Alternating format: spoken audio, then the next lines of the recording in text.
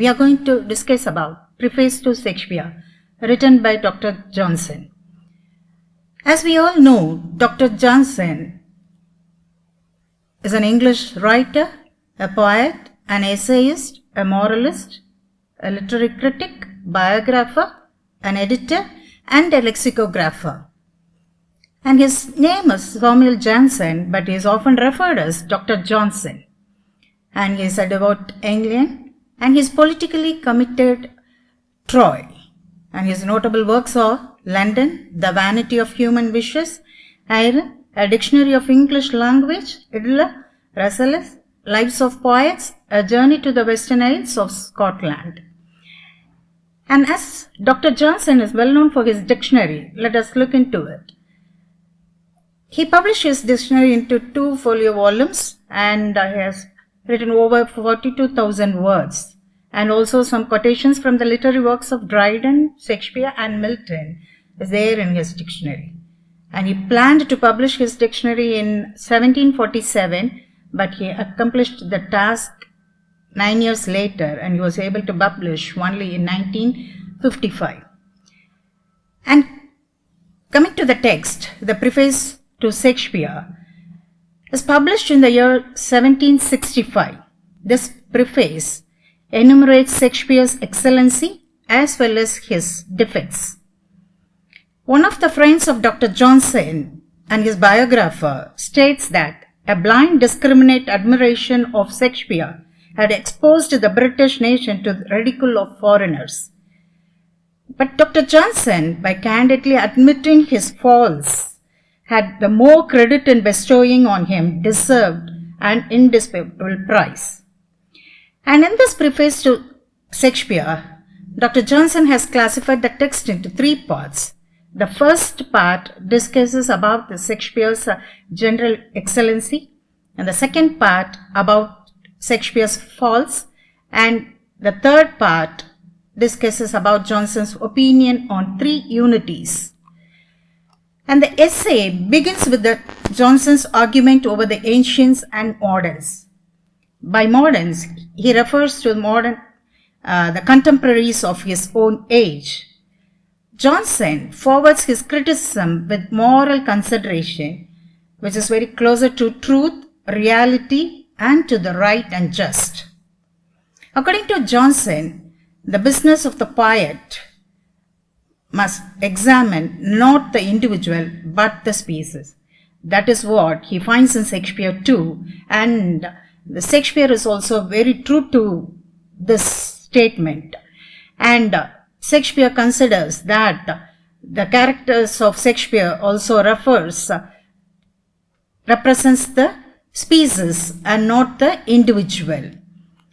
And when Dr. Johnson focuses on the merits of Shakespeare, he just points out that all the works of Shakespeare stood the test of time, and his plays are the faithful mirror of manners and life as it represents the happenings of life.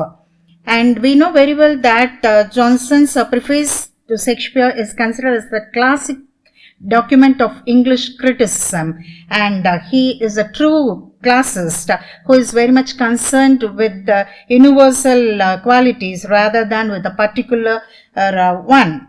And he just wanted to represent the general truth about the nature.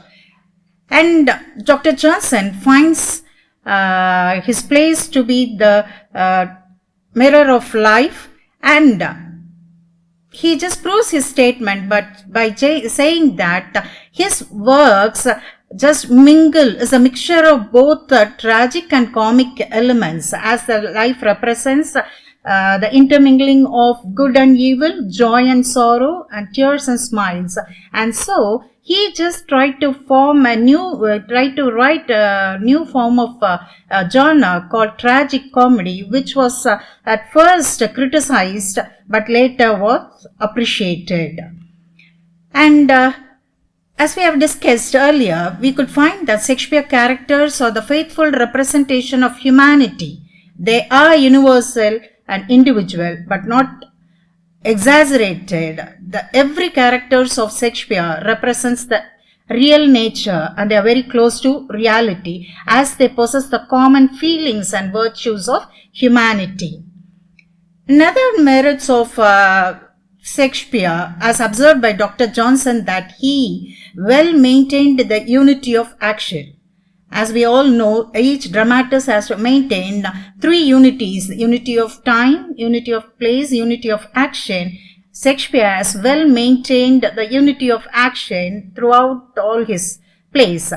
That is, all his story has a beginning and a middle and an end. That is, one event is logically connected with another in a proper sequence. Now, moving on to the second part of Shakespeare's, Dr. Johnson's Preface to Shakespeare, here he highlights Shakespeare's faults. According to Dr. Johnson, we could understand that Johnson is highly subjective in this part of the essay, because though he is an ardent admirer of Shakespeare, he just brings to the limelight about the faults of Shakespeare too. Faults are big and not minor to be neglected, according to Johnson. So therefore we could understand that Dr. Johnson is a true critic. And he lists out the faults of Shakespeare, and the first fault, according to Dr. Johnson, is Shakespeare's poetry delight without teaching, no moral purposes. The aim of Aristotle is that any work of art must teach, and later it is the work of art, the purpose of the work of art is to teach and delight. But Shakespeare has failed in it, because his works mainly focus on the delightfulness and not on any moral purpose. The second fault is that he says the plots are very loosely connected. Earlier, the same thing he has told in the first part of the prefaces, that he had a very good beginning, middle and end, and in some place we could see that the plots are very loosely connected. And for example, in Merchant of Venice, it is when Portia, the lover of Bassanio, comes in a disguise, Bassanio was not able to identify his lover, which could not be accepted. And the third fault is that there is no difference between the characters. Earlier, Dr. Johnson considered it to be the merit of Shakespeare in the representation of, by presenting the character, the human values and the universality. But later, here he says that there is no difference between the character when just specifying the nationality. And the fourth fault, according to Johnson, is all kinds of characters speak the same language, and the smart regardless of their class, maybe like fools, clowns, or if it is going to be a king, the lords, all just follow the same language, which is also not accepted.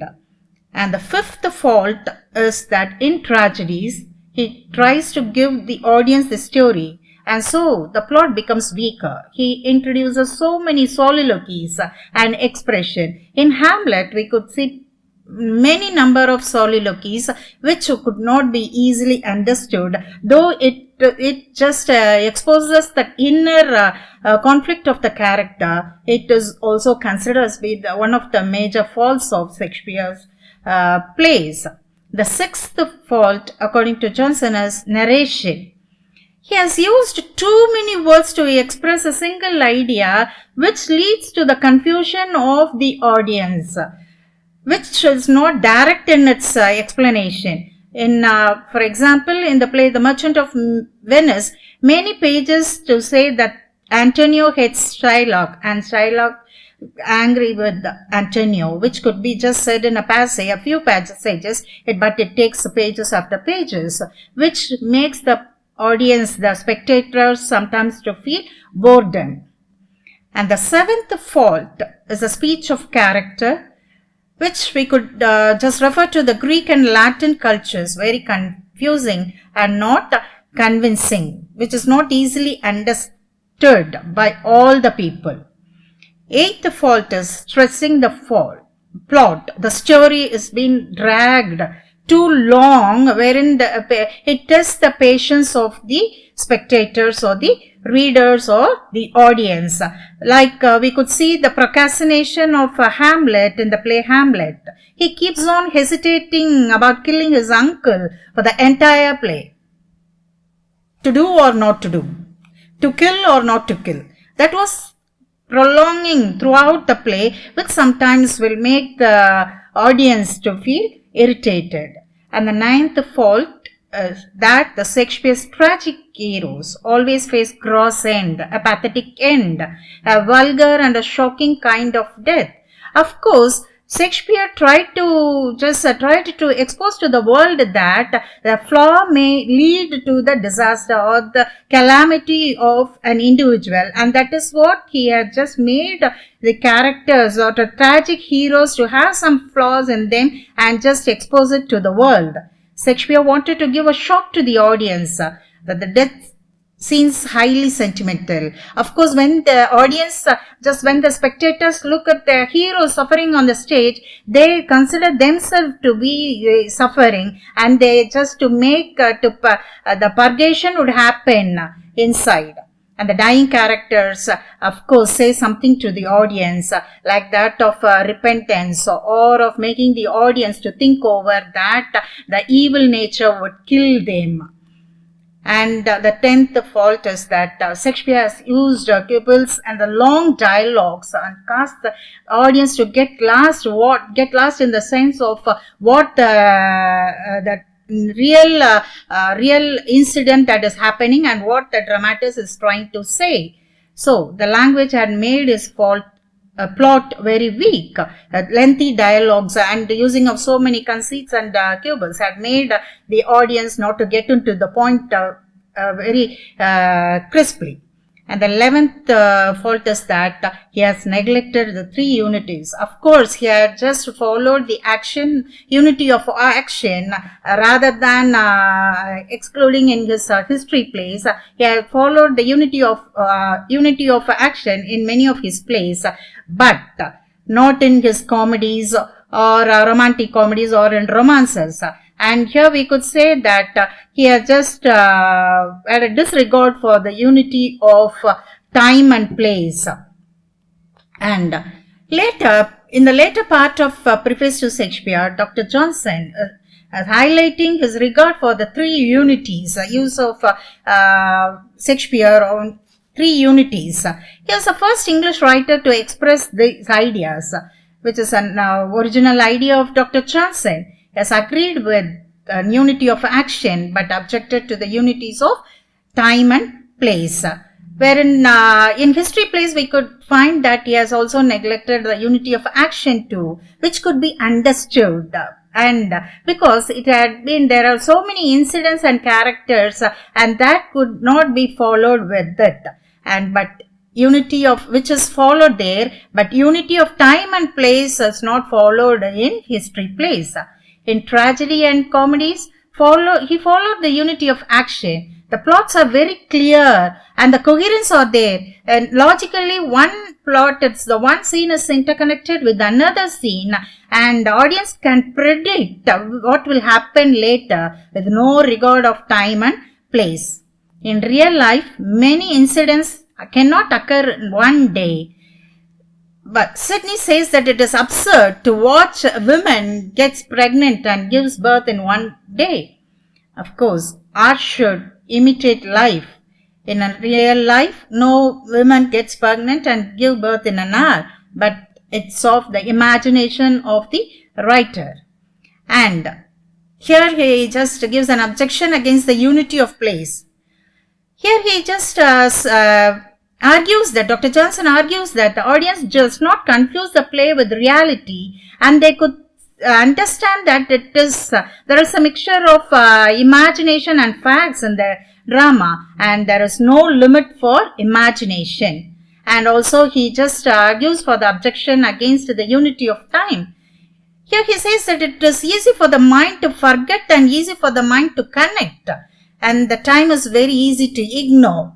In The Merchant of Venice, the action takes place in several months and they are connected, which could be just enacted on the stage only for few hours. And so the audience are very much talented and clever enough to just understand the sequence of action and the sequence of time and place. And Dr. Johnson finishes the essay with the note that the reason for Shakespeare not following the three unities are not known, and but for that he appreciates and he follows, he accepts that he is a great critic of Shakespeare. Thank you.